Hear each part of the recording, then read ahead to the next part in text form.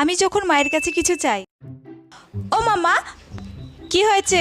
কালকে তো আমার জন্মদিন, আমাকে 500 টাকা দেবে মা? 500 টাকা? কেন, তুই 500 টাকা দিয়ে কি করবি? বন্ধুদেরকে খাওয়াবো। এক পয়সা ইনকামের মুরদ নেই, ওনাকে 500 টাকা দিয়ে বন্ধুদেরকে জন্মদিনে খাওয়াতে যাবে? বেরো ওখান থেকে, বেরো। সবসময় তুমি আমার সাথে এমন করো, তাও না মা। তুই আরেকবার টাকা চেয়ে দেখ, মেয়ের মুখ ভেঙে দেবো কিন্তু বলে দিলাম। সবসময় এরকম করে। দূর।